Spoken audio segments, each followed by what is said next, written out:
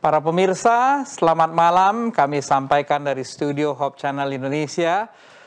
Malam ini acara Kamu Bisa Karya Mulia Bisnis Luar Biasa adalah episode yang ke-70. Topik kita malam ini adalah manfaat ajaib tanaman mimba. Saya Guntur Siboro akan menjadi host Anda pada malam ini. Acara Kamu Bisa adalah kerjasama antara Hope Channel Indonesia dan ISI, sebuah perkumpulan profesional dan pebisnis awam Advent. Para pemirsa Hope Channel Indonesia, narasumber praktisi kita pada malam ini adalah Ibu Rumondang Yunita Sinaga. Kita sapa dulu Ibu Yunita. Selamat malam Ibu Yunita. Malam. Apa kabar? Luar biasa. Luar biasa ya, sehat ya, salam sehat. Kemudian seperti biasa kita akan didukung oleh 3 narasumber ahli. Yang pertama adalah Dr. Insinyur Zakaria Sukom MP. Beliau adalah pakar budidaya tanaman dari Universitas Patimura. Selamat malam Dr. Hukom. Selamat malam Pak Siboro. Apa kabar Dr. Hukom? Baik. Baik ya. Kemudian narasumber ahli kita yang kedua, Dr. Insinyur Johana Taribuka MP. Beliau adalah pakar proteksi tanaman dari Universitas Patimura. Selamat malam Dr. Johana. Selamat malam Pak Siboro. Apa kabar di Ambon? Baik ya, baik. Dan narasumber ahli kita yang ketiga, Profesor Insinyur Daniel Saputra, Master of Science Agriculture Engineering, PhD. Beliau adalah pakar teknologi pertanian dari Universitas Sriwijaya di Palembang. Selamat malam Prof. Daniel. Selamat malam Pak Siboro, selamat malam pemirsa. Semoga kita semua berbahagia. Baik, terima kasih narasumber kita yang sudah bergabung dengan kita pada malam ini. Baik, sebelum kita akan membahas lebih lanjut tentang manfaat ajaib tanaman mimba, kita akan lihat dulu video aktivitas dari Ibu Yunita Rumondang Yunita Sinaga.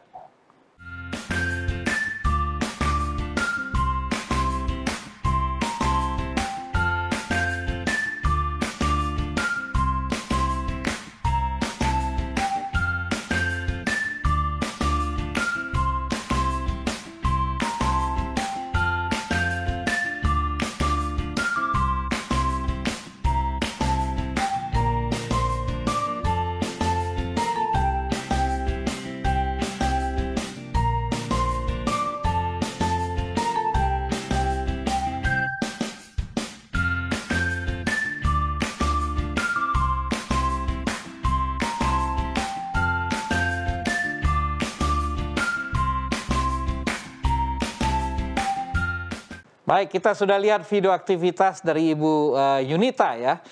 Kalau melihat ini tanaman yang tidak dipelihara secara khusus ya. Tadi pohon tadi Ibu Yunita itu di dalam rumah atau di tetangga itu?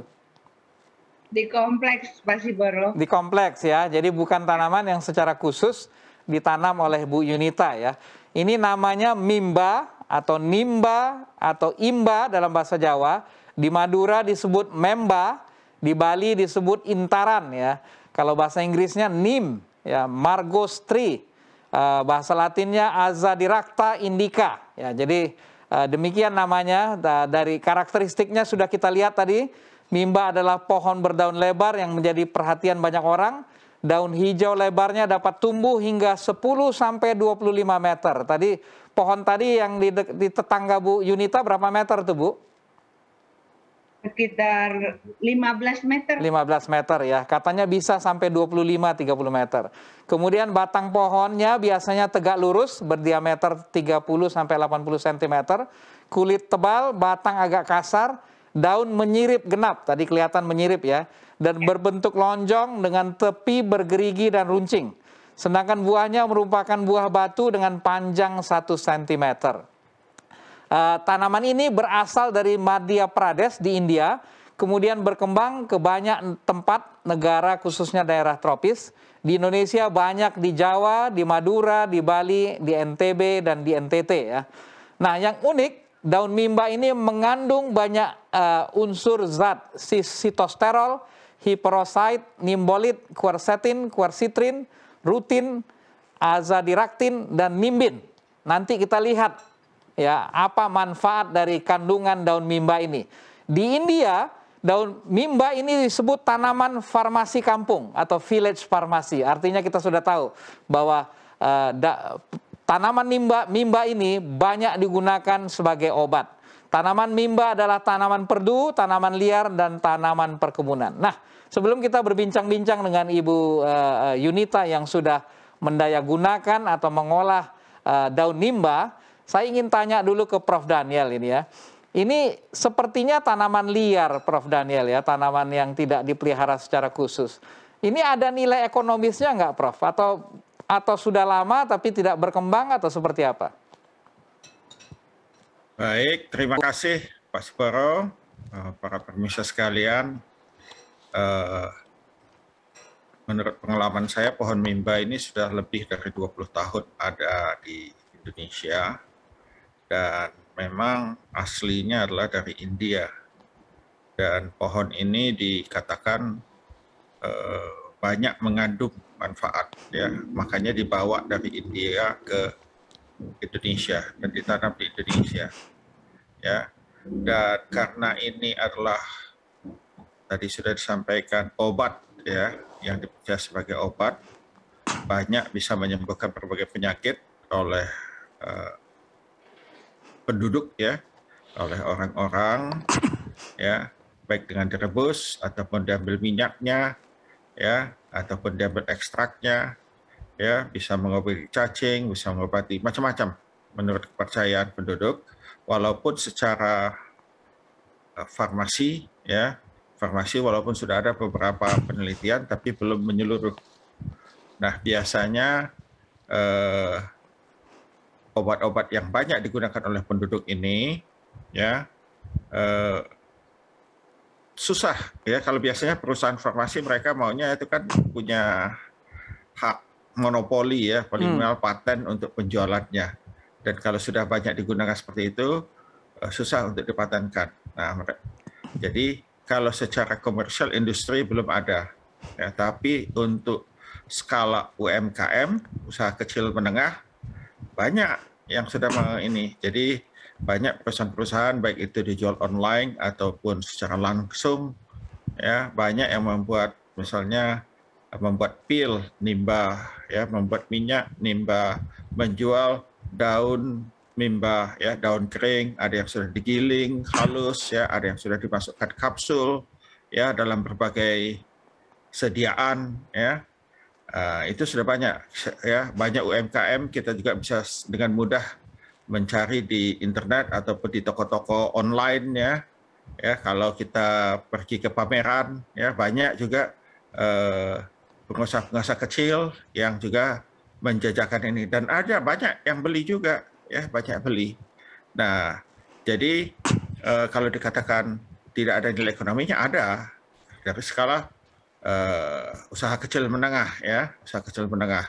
Jadi mungkin saat ini kelasnya masih masuk klasifikasi jamu ya, obat herbal dianggap ya, obat herbal ya.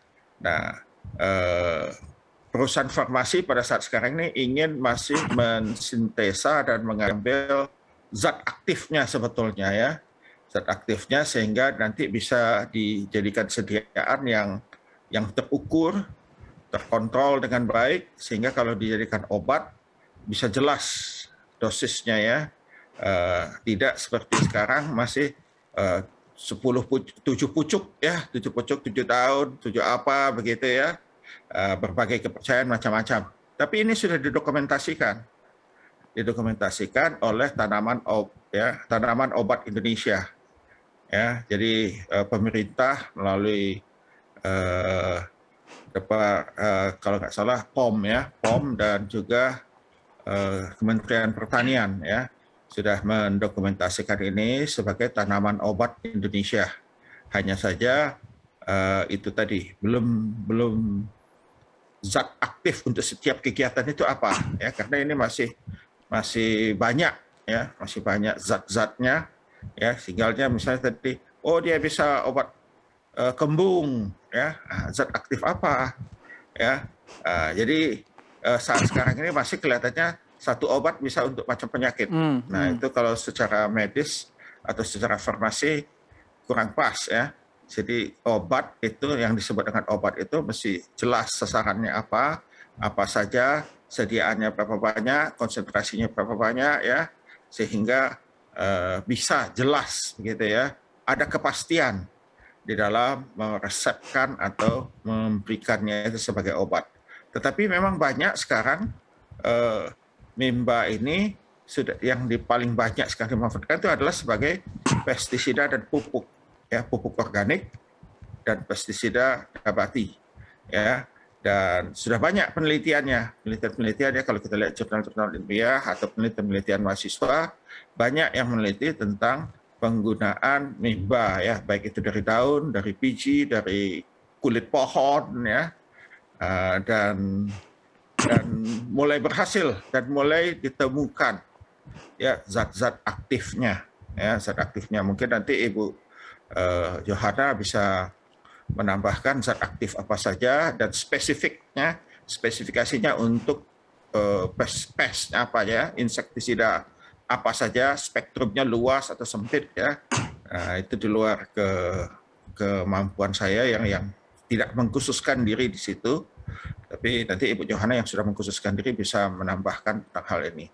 Tapi iya, kalau dikatakan apakah ada nilai ekonomi, betul. Ya, buktinya banyak yang jual, banyak yang beli. Di mana ada pembeli, ada yang jual.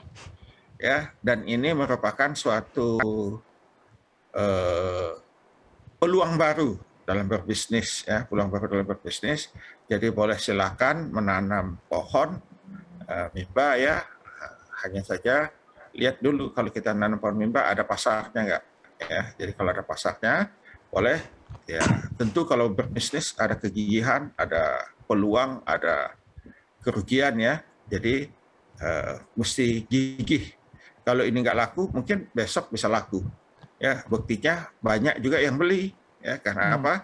Karena kalau tidak ada yang beli pasti tidak ada yang jual. Jadi yang dijual itu mulai dari bibitnya ya, dari daunnya, dari pil, kapsul, dan berbagai jenis. Ya.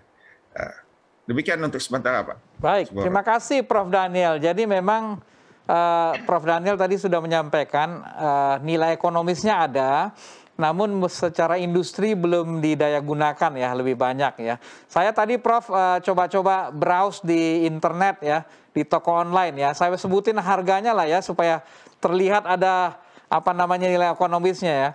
Ini di toko online ya. Bibit itu dijual Rp4.000 untuk bibit pohon yang 30 sampai 40 cm. Kalau pohon yang sudah agak tinggi itu 30.000. Kemudian daunnya dijual 20.000 per kilo. Daun kering 5.000 per 50 gram. Bubuk daun 22.000 per kilogram. Minyak mimba 47.000 per 100 gram. Kemudian ada yang jual kapsul 15.000 per 60 kapsul.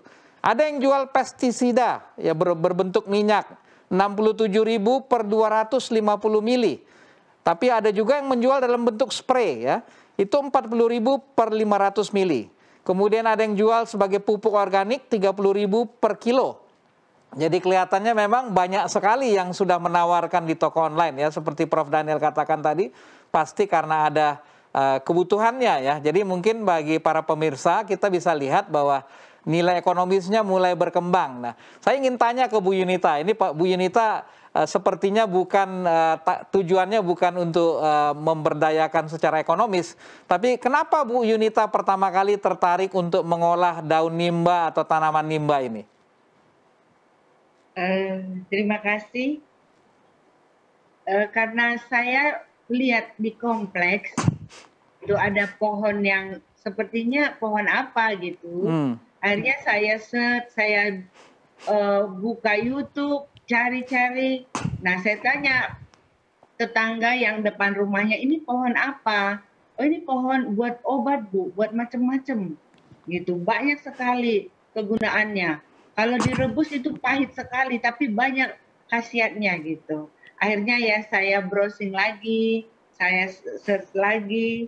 Nah, akhirnya itulah saya timbul keinginan untuk membuat minyak mimba. Baik, jadi ini karena motivasi sendiri Bu ya, dan untuk digunakan sendiri Bu ya, atau dibagi kepada teman-teman? Iya, saya gunakan sendiri dan bagi teman-teman yang satu hobi, ya saya bagikan. Oke. Ibu Yunita olah untuk apa aja Bu? Saya olah itu untuk pestisida, Ya. ya. Saya juga untuk pakai untuk rambut. Wah, cocok buat saya ya, Bu Yunita ya. Untuk rambut, dan juga pernah saya buktikan ada peliharaan saya, ada kutunya, terus saya taruh kapas, minyak mimbanya itu ke kapas, saya totol-totolin, saya bersihin, udah nggak muncul lagi tuh kutu. Iya, iya. Iya. Wah, luar biasa ya. Menurut literatur yang kita baca, ada 140 senyawa aktif di tanaman nimba ini yang berlaku sebagai antioksidan, anti kanker, anti mikroba, antiseptik, anti radang, antivirus. Dan bahkan Bu Yunita katanya sebagian sekarang dipergunakan untuk anti COVID-19. Jadi mungkin bisa juga dicoba ya. Dapat mengobati penyakit kulit, peradangan, antibakterial, anti-diabetik, dan bahkan penyakit jantung ya. Tadi Bu Yunita sudah sebutkan, nanti kita akan bahas dengan Dr. Johanna, juga digunakan untuk pestisida hayati ya, dengan beberapa campuran. Katanya bisa untuk penyakit antraknosa dan larva Aedes aegypti ya. Kemudian bisa dipergunakan untuk pupuk organik, untuk makanan ternak, kemudian rebusan kulit batang untuk mengobati malaria, minuman tonik, obat sakit perut, penyakit kulit, nyeri demam. Daunnya bisa meningkatkan nafsu makan, disentri, malaria, kusta, kelainan mata, mimisan, cacingan, sakit perut, kehilangan nafsu makan, gejala MAH, penyakit jantung, demam, penyakit gusi, dan penyakit hati. Ini seperti yang disampaikan Prof. Daniel tadi, sepertinya untuk semua penyakit ya. Bunganya bisa dipakai untuk wasir, ya, ambeien, cacingan, gangguan saluran kencing, dahak, luka, dan kusta. Rantingnya bisa dipakai untuk batuk, untuk penyakit batuk dan asma.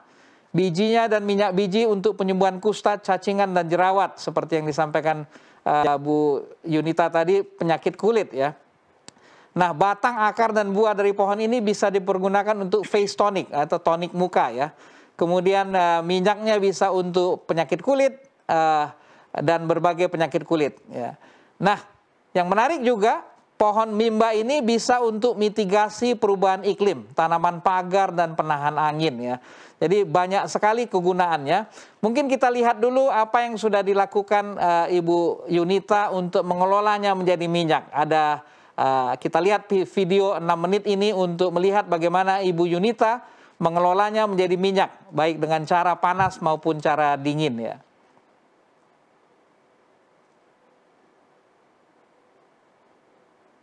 Baik, sambil videonya akan ditayangkan, boleh Bu Yunita jelaskan sedikit dengan cara dipanaskan dan dengan didinginkan? Cara dipanaskan itu sepertinya seperti di steam, jadi tidak langsung dia. Jadi saya ada dua panci, yang satu air, di panci yang satu minyaknya yang sudah saya blender, nanti dimasak. Kalau yang secara dingin, saya blender, langsung saya masukkan ke botol, nanti tunggu sekitar 7 hari. Saya pakai VCO ini. Ya, ini yang dipanaskan Bu ya? Yang dingin. Oh, didinginkan. Ya. Oke. Kemudian yang dipanaskan lebih gelap dia ya? Iya, lebih gelap ini yang dipanaskan. Kira-kira ada beda manfaatnya Bu?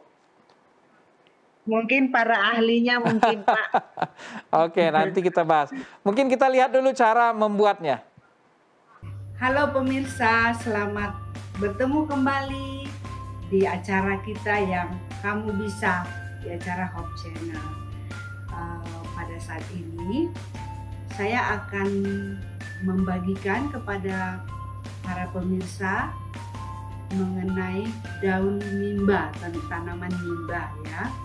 Pohon mimba ini sebetulnya berasal dari India ya, banyak sekali kegunaannya. Jadi seperti ini pohon mimbanya ya pemirsa, ini pohon mimba. Oke, banyak sekali kegunaannya. Kita bisa pergunakan untuk kesehatan, untuk kecantikan misalnya untuk mencegah rambut rontok, untuk mencegah jerawat ya, dan kalau untuk tanaman bisa menjadi pestisida alamiah. Oke.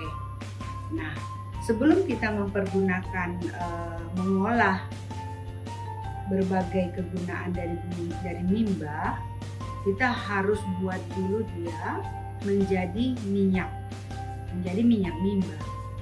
Metode pembuatan minyak mimba ini ada dua secara dingin dan panas. Nah, ini daun mimba. Setelah kita panen daun mimba ya, menurut para ahlinya sih tiga tangkai dari atas atau bawah ya. Ini contohnya nih, ini kita cuci dulu bersih ya, kita akan cuci bersih. Setelah ini dicuci bersih, kita angin-anginkan mungkin di teras rumah, tidak boleh kena panas. Oke, tidak boleh. Nah, ini yang sudah saya keringkan. Ini yang sudah saya keringkan. Kita akan coba dulu metode dingin. Nah, untuk cara pembuatan minyak ini kita boleh pilih, terserah pemirsa, apakah pakai PCO, apakah pakai minyak kelapa, atau terserah pemirsa minyak apa yang tersedia di rumah. Saya akan pakai kebetulan saya pakai minyak bunga matahari dan bunga kanola. Oke, jadi kita remas-remas, kita masukkan secukupnya. Terserah, lebih banyak lebih bagus ya, terserah. Kita akan masukkan minyak secukupnya juga. Kita akan masukkan minyak. Di situ kita akan blend.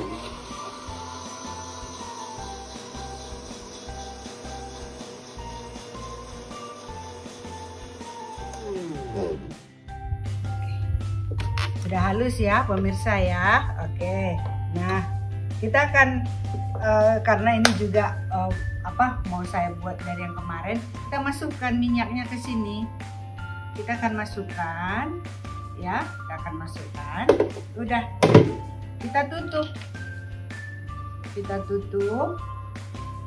kita aduk. Ini sekitar 7 hari kita diamkan. Setelah 7 hari kita akan saring. Nah, ini hasilnya yang sudah kita saring, hasilnya seperti ini. Kita saring. Nah, itulah metode pembuatan secara dingin. Kita mau membuat secara metode panas ya. Alat yang kita gunakan seperti ini. Jadi airnya di bawah. Seandainya pemirsa tidak memiliki seperti ini panci, pemirsa tinggal masukkan wadah ke dalam air langsung. Tapi airnya jangan terlalu banyak supaya nggak masuk minyaknya. Cuman saya punya alat seperti ini, pemirsa, taruh air di bawah, baru kita akan, jadi ini sudah saya bagi tadi untuk metode dingin dan metode panas. Kita tinggal aduk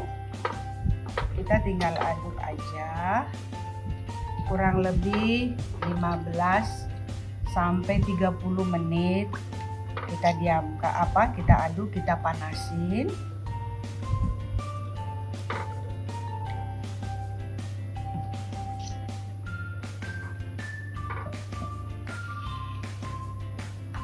Oke. Ya.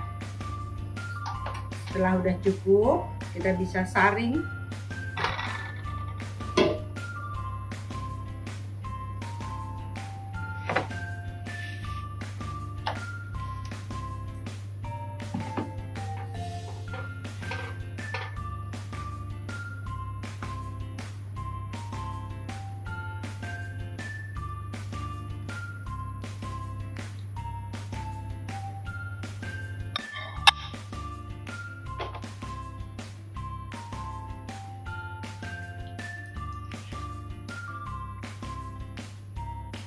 Oke, kita bisa saring ya pemirsa ya. Nah, seperti ini contoh. Ini yang sudah saya buat dengan metode panas. Ini yang sudah saya buat dengan metode dingin. Terima kasih. Baik, ternyata nggak terlalu sulit Bu Yunita ya membuatnya ya. Masih mute Bu Yunita. Iya, Pak Siboro. Nggak sulit ya Bu ya? Ya, nggak sulit. Nah, ini minyak yang sudah dijadi ini langsung digunakan atau bisa diolah ke yang lain?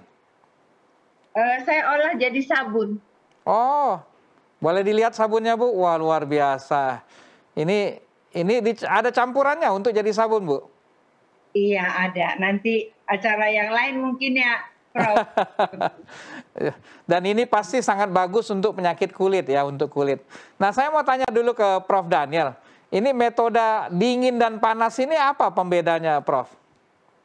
Baik, terima kasih. Jadi pada dasarnya apa yang dilakukan dalam pembuatan minyak mimba ini adalah mengekstraksi zat-zat aktif yang ada pada baik daun dan yang juga banyak dibuat orang adalah biji, ya, biji mimba.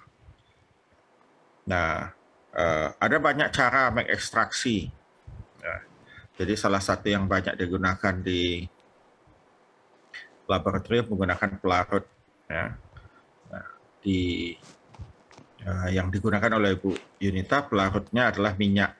Ya. Hanya saja perlu kita perhatikan kalau kita menggunakan minyak maka zat aktif yang bisa masuk ke dalam minyaknya adalah bahan-bahan yang bisa larut dalam lemak. Jadi bahan yang tidak larut dalam lemak nggak bisa terekstraksi. Ya. Nah, jadi itu. Dan yang kedua tadi ada dua metode.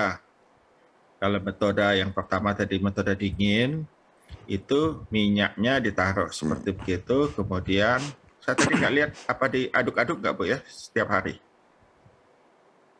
Aduk-aduk juga, Prof. Ya, setiap hari ya. Ya, jadi diaduk maksudnya apa? Supaya ada agitasi gitu ya, ada getaran supaya zatnya bahan aktifnya bisa larut ke dalam minyaknya. Hanya saja tadi belum terstandar begitu ya, belum terstandar bagaimana caranya ini. Ya.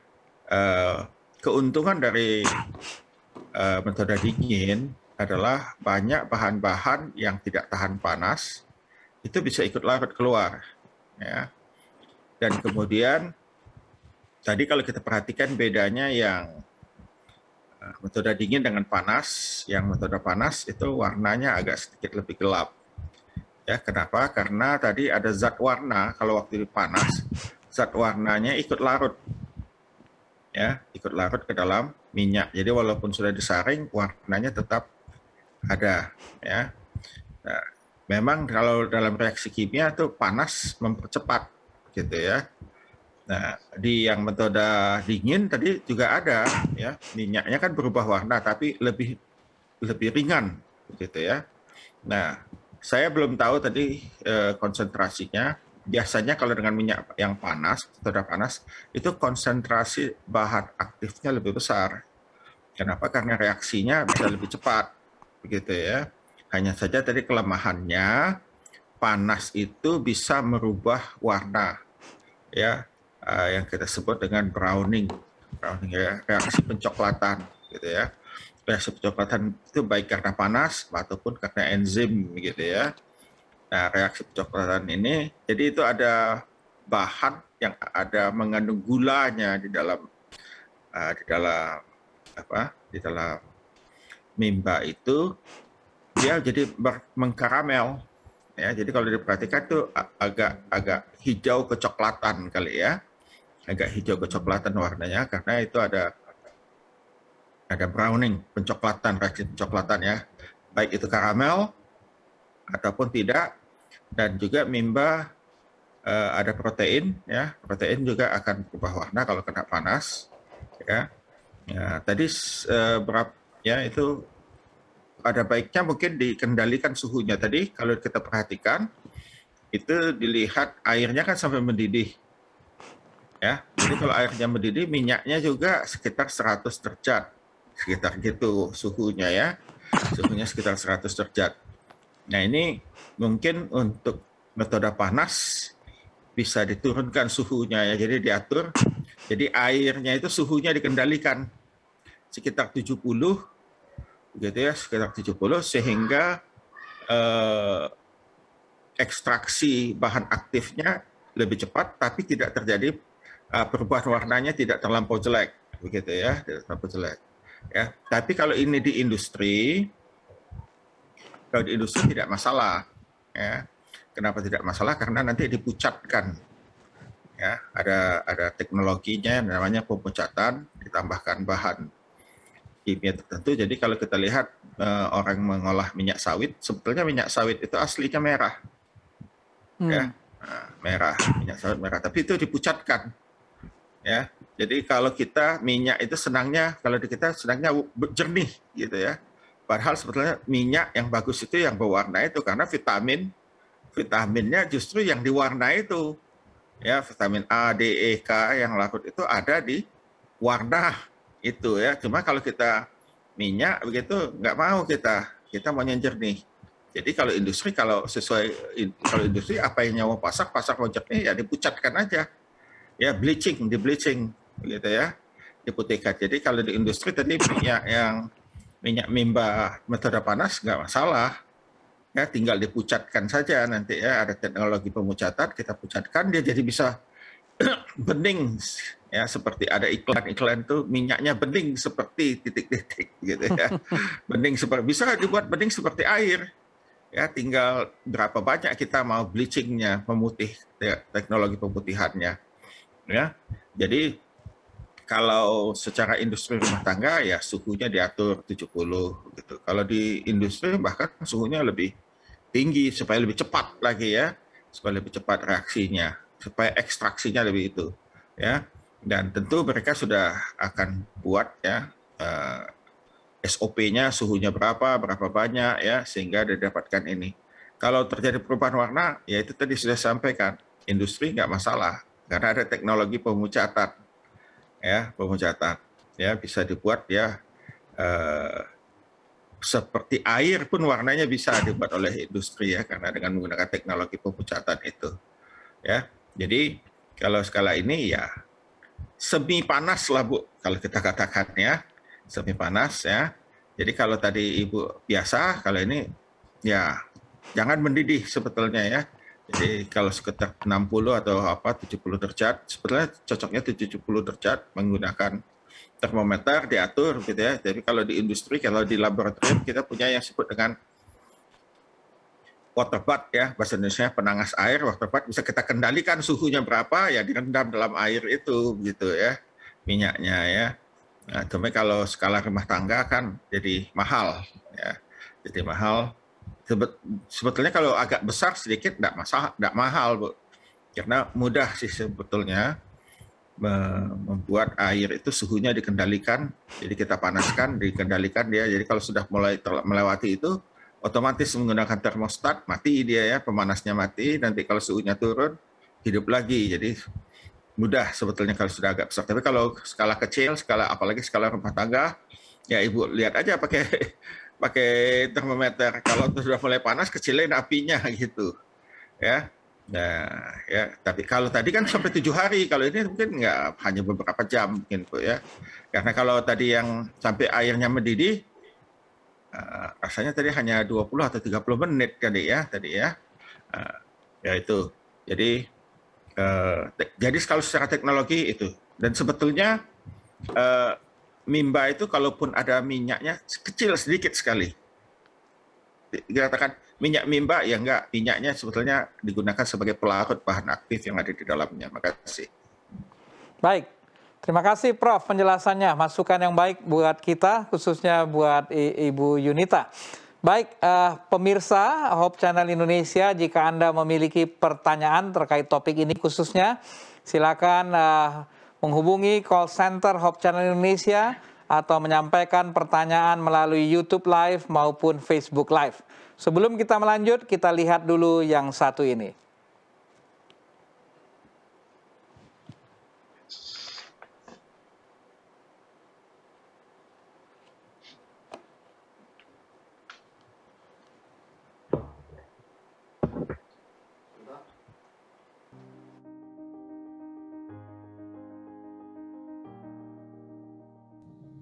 Acara kampus besok. Wah, untung diingetin. Hampir lupa. Tapi pakai baju apa ya?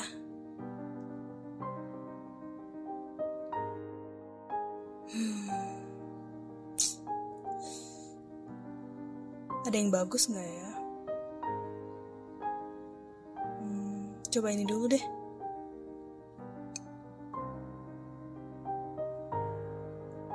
Cocok nggak sih? Enggak deh kayaknya. Kalau yang ini bagus sih, tapi yang lain lagi. Yang lain. Kalau ini ini gak ada yang cocok juga. Gimana dong? Dan mengapa kamu khawatir akan pakaian? Perhatikanlah bunga bakung di ladang, yang tumbuh tanpa bekerja dan tanpa meminta. Namun aku berkata kepadamu, Salomo dalam segala kemegahannya pun tidak berpakaian seindah salah satu dari bunga itu.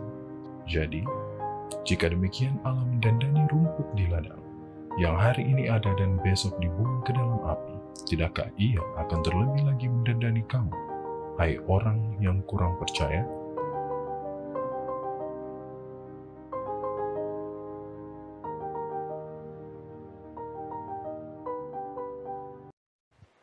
Kamu Bisa, karya mulia, bisnis luar biasa. Kita berada pada acara Kamu Bisa dengan topik manfaat ajaib tanaman mimba.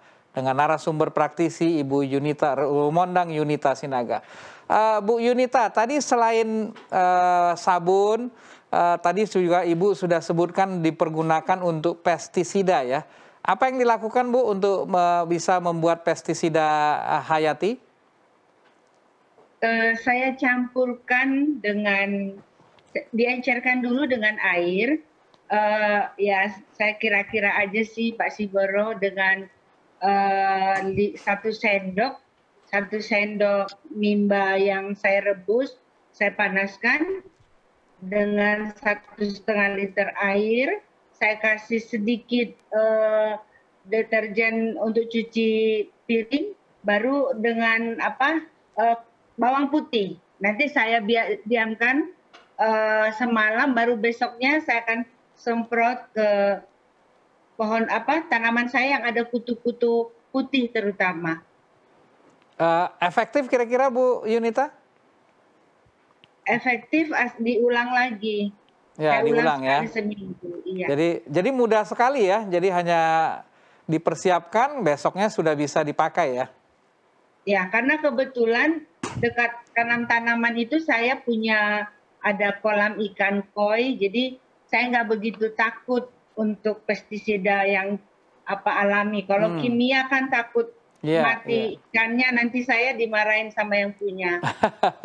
Jadi memang cocok ya menggunakannya karena ada kolam ikan. Dr. Johana mungkin boleh memberikan masukan atau tanggapan. Memang kelihatannya tanaman mimba ini sudah sering atau memang lazim dipergunakan untuk pestisida. Terima kasih Pak Siboro. Memang benar tanaman mimba ini bermanfaat, mulai dari pucuk sampai dengan akarnya. Dan banyak penelitian sudah dilakukan mengenai senyawa-senyawa yang dikandung oleh tanaman nimba, baik itu daun, batang, akar maupun biji. Nah, salah satu penelitian yang sudah dilakukan yaitu terhadap daun nimba itu kandungan senyawa yang dikandung di dalam daun nimba itu ada dari golongan flavonoid, tanin yang tadinya Ibu Yunita katakan sedikit pahit, itu karena ada taninnya. Kemudian saponin, terpenoid, alkaloid, kemudian ada sedikit asam lemak, steroid, dan tetrapenoid. Nah, ada juga seperti tadi Pak Siboro sudah katakan bahwa banyak sekali senyawa kimia di dalam daun nimba ataupun biji nimba.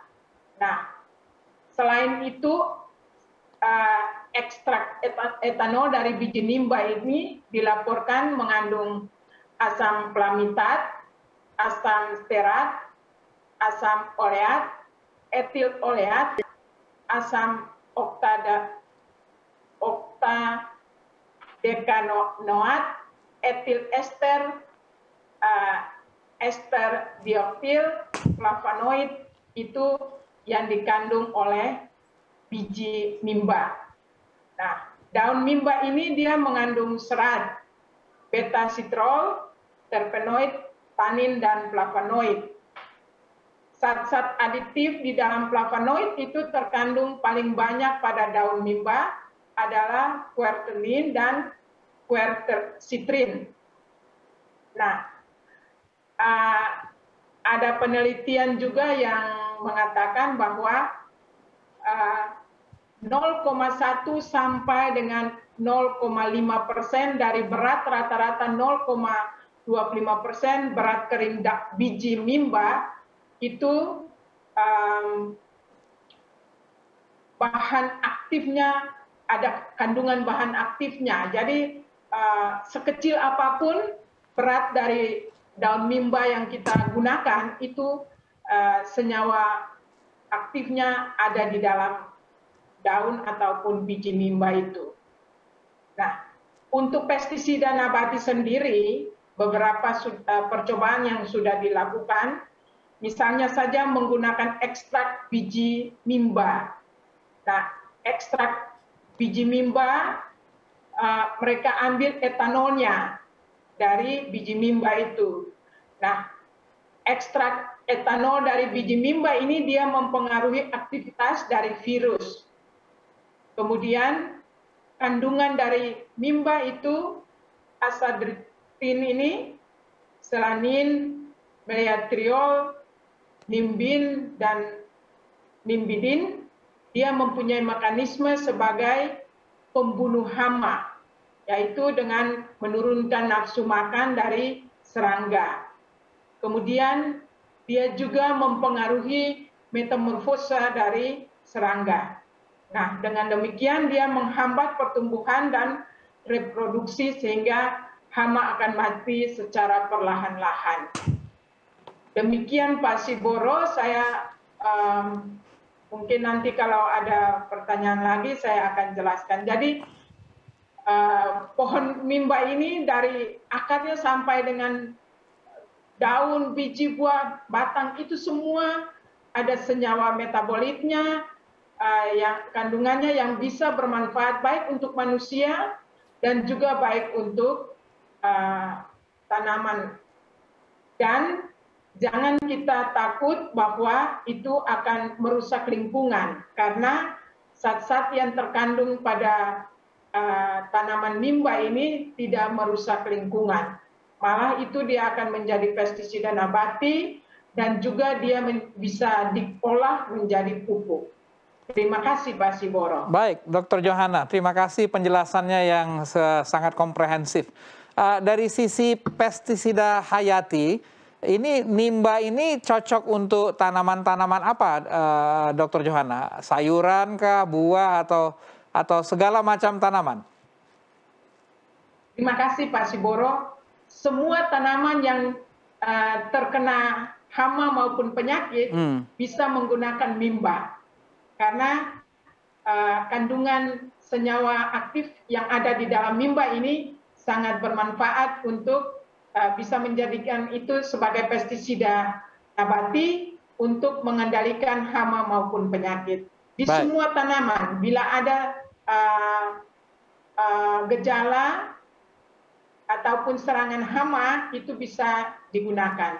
Seperti tadi Ibu Yunita menggunakannya pada tanaman hias juga bisa. Kalau ada kutu putih, silahkan digunakan. Itu tidak beracun terhadap lingkungan. Terima kasih Pak Siboro. Iya, Dr. Johanna, pada beberapa saat yang lalu kita membahas pestisida hayati dengan Pak Dusim Tampubolan ya untuk padi. Ini juga bisa berarti ya? Bisa Pak. Jadi untuk tanaman padi pun bisa dipergunakan ya? Karena ada kandungan-kandungan zat yang aktif yang ada di dalam tanaman nimba itu. Ya, oke. Jadi bisa diaplikasikan untuk tanaman padi ya. Namun katanya serangga yang menyerbukan bunga, yang untuk menghisap nektar itu seperti lebah tidak terpengaruh ya. Jadi aman. Ya, karena dia tidak beracun Pak. Dia spesifik untuk tanaman serangga-serangga tertentu Pak. Oke. Kalau serangga lebah ini kan dia cuma ambil madunya Pak. Oke. Ya. Baik, Dr. Johanna, apakah ada masukan untuk Ibu Yunita untuk penggunaan pestisida tadi atau pembuatan pestisida hayatinya? Ya, terima kasih Pak Siboro. Memang apa yang sudah dilakukan Bu Yunita itu sudah bagus, mendapatkan bahan aktifnya yang cukup baik, di mana tadi Pak Profesor Daniel sudah menjelaskan bahwa kalau lebih pekat kandungannya lebih bagus, lebih banyak. Tetapi untuk aplikasi ke tanaman itu, saya kira jangan menggunakan minyak kelapa. Langsung aja juga bisa, Bu. Jadi ditumbuk atau dicacah, direndam semalam, kemudian nanti disaring, ditambahkan deterjen, kemudian diaplikasikan ke tanaman dengan tidak usah terlalu banyak deterjennya, karena itu cuma untuk penahan dia beradaptasi di permukaan daun ataupun tanaman, kemudian dia akan membantu juga untuk masuk ke dalam jaringan tanaman. Terima kasih Pak Siboro. Baik, terima kasih Dr. Johanna. Baik, ya. Setahu saya Dr. Hukom sering melakukan penelitian untuk tanaman obat ya. Apakah ada yang mau ditambahkan Dr. Hukom terkait dengan khasiat dari mimba ini, khususnya terkait dengan khasiat obatnya? Ya, terima kasih Pak Siboro. Jadi kita tahu bahwa tanaman mimba ini adalah salah satu jenis tanaman yang banyak memproduksi senyawa metabolit sekunder. Dan memang sudah dijelaskan tadi baik oleh Ibu Taribuka maupun oleh Prof. Daniel, manfaatnya sangat banyak. Nah, cuma untuk mendapatkan zat atau senyawa metabolit sekunder, itu kan ada jalur biosintesisnya. Dan kita tahu bahwa pada setiap jalur biosintesis dari setiap tanaman yang mengandung senyawa metabolit sekunder, itu ada senyawa awal yang disebut dengan prekursor, yang nanti bisa berfungsi masuk di dalam proses pembentukan senyawa itu. Nah, itulah yang perlu diketahui oleh para petani atau yang berminat di dalam budidaya tanaman obat. Sehingga memang betul-betul kita bisa mendapatkan jumlah metabolit sekunder yang diharapkan. Seperti saya pernah jelaskan mekanisme pembentukan senyawa toksit yang tergolong dalam toksit untuk anti berbagai macam serangan-serangan faktor lingkungan yang ekstrim yang melemahkan tubuh tanaman, dan itu adalah peranannya adalah metabolit sekunder yang diproduksi di dalam tubuh tanaman itu sendiri. Nah, kalau seandainya zat-zat yang bersifat sebagai proteksi internal dalam tubuh tanaman itu tidak ada, itu berarti bahwa imunitas daripada tanaman itu mudah terserang hama dan penyakit. Nah, oleh karena itu, untuk mendapatkan metabolit sekunder yang pas dan bisa mendukung pertumbuhan dan perkembangan tanaman yang normal, nah, tergantung dari faktor lingkungan dan teknik budidayanya. Nimba ini adalah tanaman yang kelihatannya tidak dipelihara dengan sistem budidaya yang intensif. Dan di mana saja tanaman nimba itu bisa tumbuh. Tetapi kita memperhatikan ada tanaman nimba yang ditanam dengan memperhatikan teknik budidaya dengan asupan faktor-faktor tumbuh yang sesuai, dia bisa memberikan kontribusi terhadap kandungan metabolit sekunder itu yang paling baik. Nah, oleh karena itu, walaupun tanaman nimba ini bisa toleransi tumbuh pada tanah-tanah marginal, tetapi mungkin saja kalau dianalisis, pasti kandungan metabolit sekunder yang sangat bermanfaat itu berbeda. Nah, mungkin saya sarankan bahwa kalau untuk memanen lebih lagi metabolit sekunder yang sangat bermanfaat bagi lingkungan dan bagi manusia, ini perlu diadakan tindakan-tindakan yang lebih efektif dan bijaksana dengan teknik budidaya yang intensif. Baik. Ya, baik. Mungkin seperti itu. Terima kasih Dr. Hukom. Jadi kalau kita ingin budidayakan ya supaya skalanya lebih besar, tanaman nimba ini syarat tumbuhnya di ketinggian berapa, suhu berapa, dan kelembapan berapa, Dr. Hukom? Iya, jadi tanaman nimba ini adalah tanaman herba yang punya kemampuan tumbuh antara daratan rendah sampai dengan dataran sedang, antara 0 meter sampai dengan ketinggian 800 meter dari permukaan laut. Tetapi ada informasi yang mengatakan bahwa yang sangat efektif itu adalah 300 meter dari permukaan laut.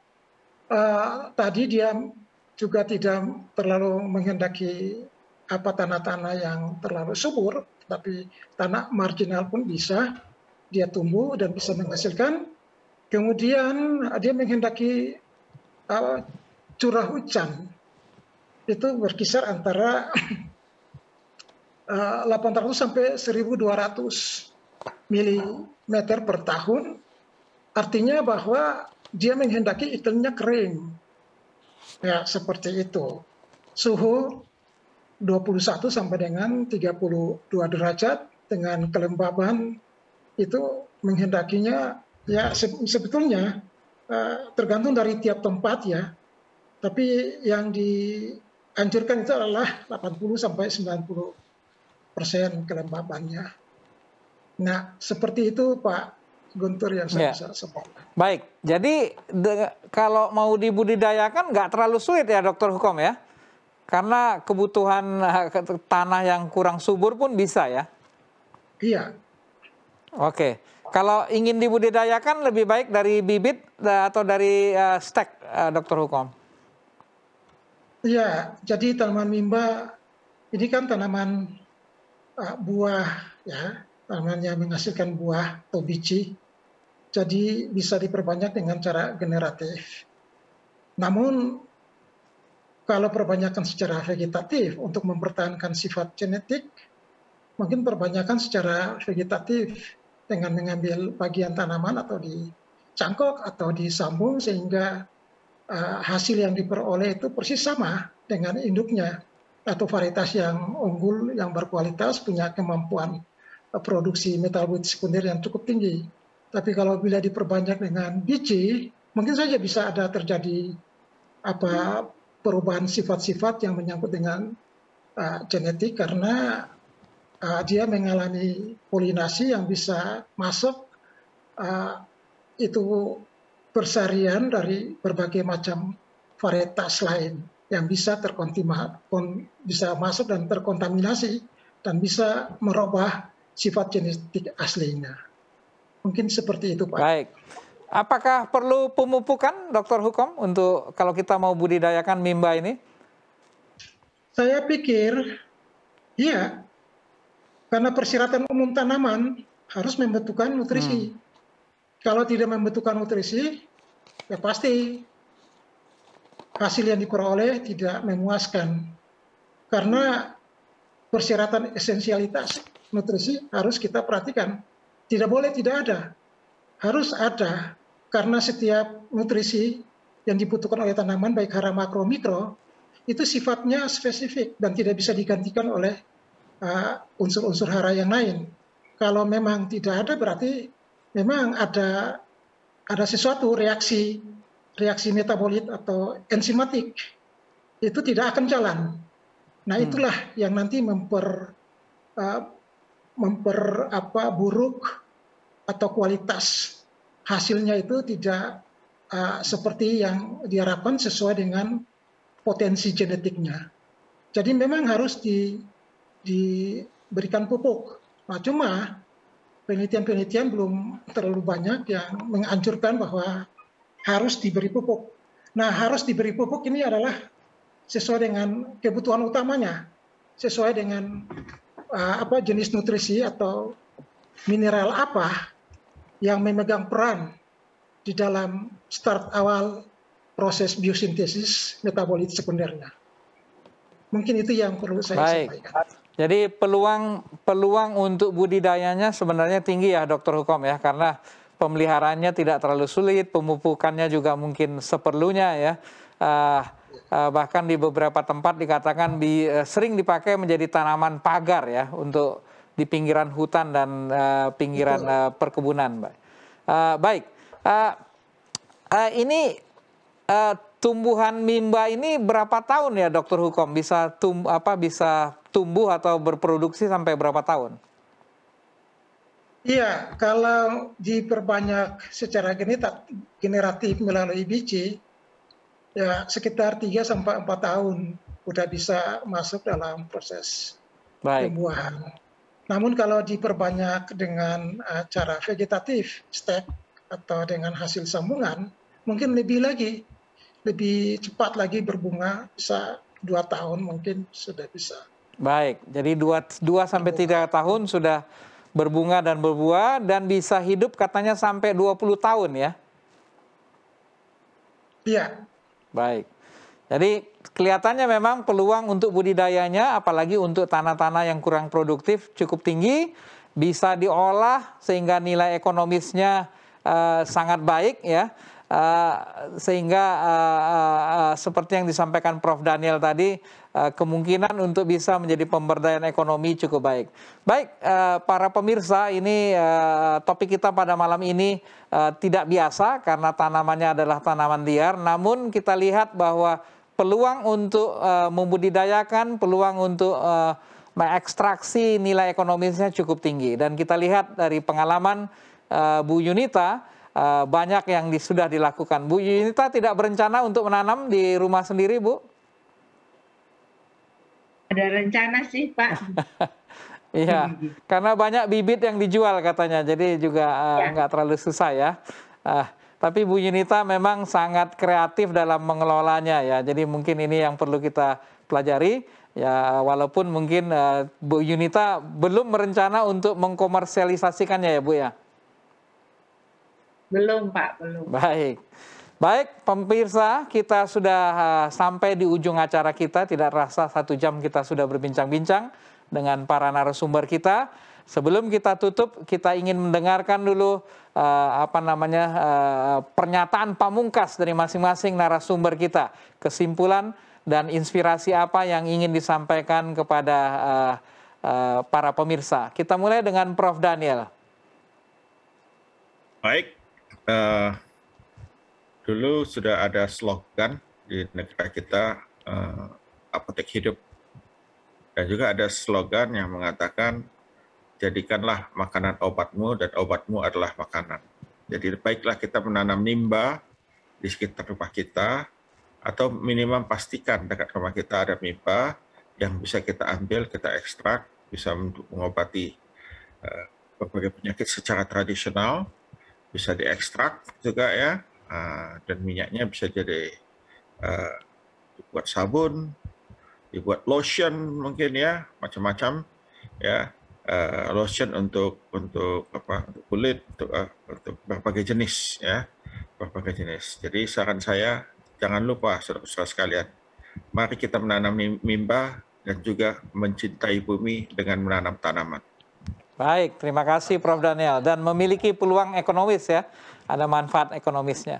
Baik, Dr. Johanna mungkin silakan ada kesimpulan atau inspirasi untuk para pemirsa kita. Budidaya nimba sangat bagus sebagai pestisida nabati lingkungan. Pergunakan dan peliharalah lingkungan dengan menggunakan pestisida yang ramah lingkungan. Janganlah menggunakan pestisida, kurangi pestisida sintetik. Terima kasih Pak. Baik, terima kasih. Dr. Johanna selalu mendorong penggunaan pestisida hayati dan nimba adalah salah satu solusinya. Dr. Hukom, silakan kalau disampaikan kesimpulan atau inspirasi untuk penonton kita, pemirsa kita. Ya, untuk mendapatkan bahan aktif yang maksimal dari tanaman nimba ini perlu dirawat, dipelihara dengan baik, teristimewa asupan nutrisi di samping faktor-faktor tumbuh yang lain seperti sinar matahari dan pemberian air yang cukup. Saya pikir sangat baik sekali karena punya manfaat yang cukup besar bagi kehidupan. Terima kasih, Dok. Terima kasih, Dr. Hukom.